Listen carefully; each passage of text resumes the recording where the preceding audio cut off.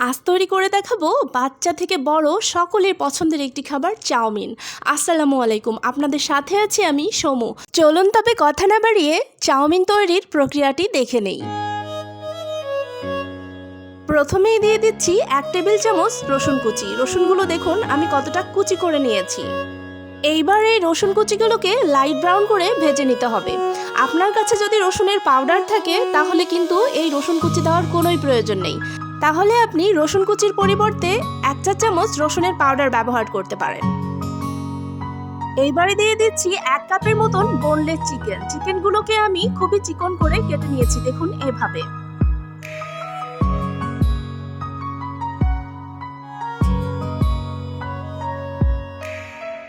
এইবারে দিয়ে দিচ্ছি 5-6টা চিংড়ি মাছ। চিংড়ি মাছগুলোকে আমি খোসা ছাড়িয়ে ভালো করে পরিষ্কার করে ধুয়ে নিয়েছি। আমি এখানে গোটা চিংড়ি ব্যবহার করেছি, আপনারা চাইলে কিন্তু টুকরা করেও ব্যবহার করতে পারেন। এইবার আমি চিকেন এবং চিংড়িগুলোকে 4-5 মিনিটের মতন ভেজে নিব। এবারে দিয়ে দিচ্ছি একটি সবুজ রঙের ক্যাপসিকাম। আমি এখানে এভাবে চিকন করে ক্যাপসিকামটা কেটে নিয়েছি।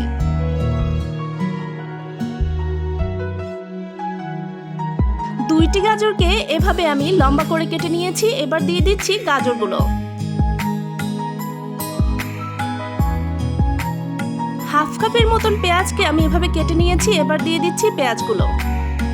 চাইনিজ চাউমিন তৈরি করতে সাধারণত বারবিকিউ সস ইউজ করা হয়। আমার কাছে বারবিকিউ সস নাই, তাই আমি বারবিকিউ সসের মধ্যে যে ইনগ্রিডিয়েন্টসগুলো থাকে তার সবগুলোই এখানে ব্যবহার করার চেষ্টা করেছি। এইবার দিয়ে দিচ্ছি আমি 1 চা চামচ বারবিকিউ মশলা। দিয়ে দিচ্ছি 3 টেবিল চামচ টমেটো সস।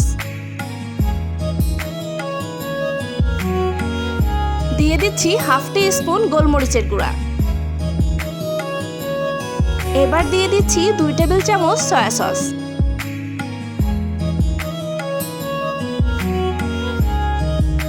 এবার দিয়ে দিচ্ছি 1 টেবিল চামচ মাস্টার্ড সস। আপনারা চাইলে কিন্তু সরিষার বাটা অথবা সরিষার গুঁড়াও এখানে ব্যবহার করতে পারেন 1 টেবিল চামচ। অথেন্টিক চাইনিজ চাউমিন তৈরি করতে ব্যবহার করা হয় রেড ওয়াইন। আমার দ্বারা ওয়াইন ইউজ করা পসিবল না, তাই আমি ওয়াইনটাকে স্কিপ করেছি। এইবারে দিয়ে দিচ্ছি 1 কাপ বাঁধাকপি কুচি। আমি এগুলোকে হাই হিটে রান্না করছি। চাইনিজ রেসিপিগুলো কিন্তু হাই হিটেই তৈরি করা হয়, তাই চুলার আঁচটাকে হাই রেখেই চাইনিজ বানাবেন। দিয়ে দিচ্ছি হাফ টি স্পুন লবণ।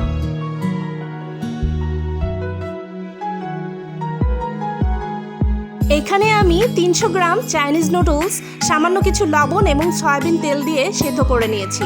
এবার আমি দিয়ে দিচ্ছি নুডলসগুলোকে। এইবারে নুডলসগুলোকে সবজির সাথে খুব ভালো করে মিশিয়ে নিতে হবে। নুডলসগুলো সবজির সাথে এমনভাবে মিশিয়ে নিব যেন মশলাগুলো খুব ভালোভাবে মিশে যায়। ভিডিওতে আমি আমার সাধ্যমতো বুঝিয়ে বলার চেষ্টা করেছি, তারপরেও যদি আপনাদের বুঝতে সমস্যা হয় তবে লিখে জানাতে পারেন কমেন্টে। এই যে দেখুন, খুব সহজেই তৈরি হয়ে গেল মজাদার চাইনিজ চাউমিন। আমি আমার সাধ্যমতো যতটা সম্ভব অথেন্টিক প্রক্রিয়াতে চাইনিজ চাউমিন তৈরি করে দেখানোর চেষ্টা করেছি। আশা করছি আজকের রেসিপিটি আপনাদের ভালো লেগেছে। দেখা হবে নেক্সট এপিসোডে নতুন কোনো রেসিপির সাথে। সেই পর্যন্ত সবাই ভালো থাকবেন, সুস্থ থাকবেন।